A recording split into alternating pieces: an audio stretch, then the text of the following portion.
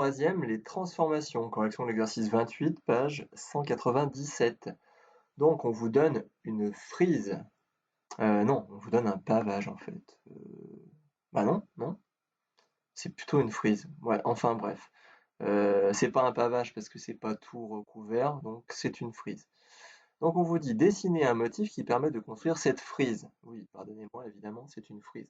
Par translation. Décrire cette translation en la schématisant par une flèche. D'accord? Donc il faut dessiner la flèche qui permet de passer d'un élément à un autre.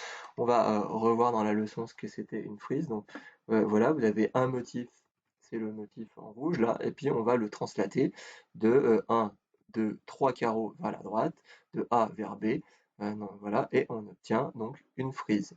Ok, donc là, pas de problème.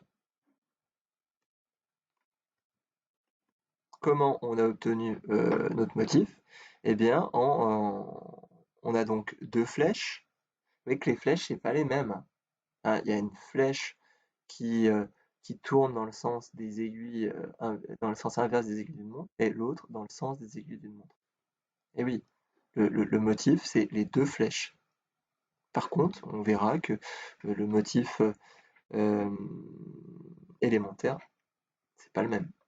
Donc, comment on obtient? Eh bien, on voit bien, si on prend un point de repère, par exemple le haut de la flèche ici, et le même haut de la flèche, on a vu qu'on s'est décalé de 1, 2, 3, 4, 5 carreaux vers la droite.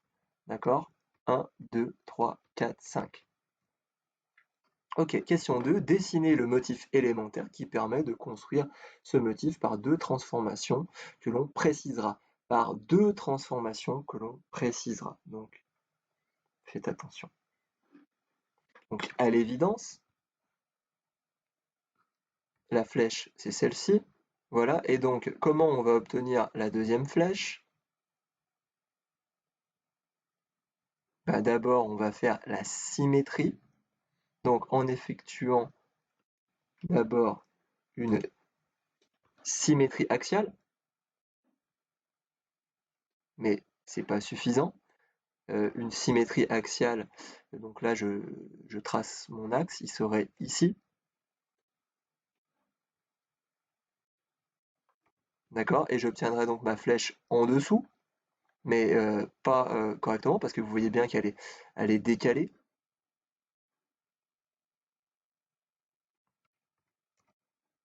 Donc, si j'effectue ma symétrie axiale, j'obtiens ceci, mais c'est pas le bon dessin.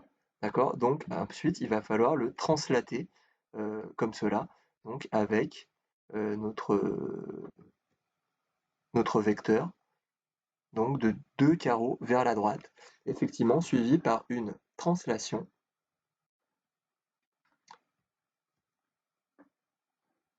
Voilà, et on peut préciser que cette translation, elle est de deux carreaux vers la droite.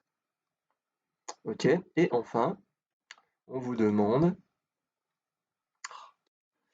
de reproduire cette figure à la main ou à l'aide d'un logiciel, donc je pense que ça pose pas de problème. Voilà.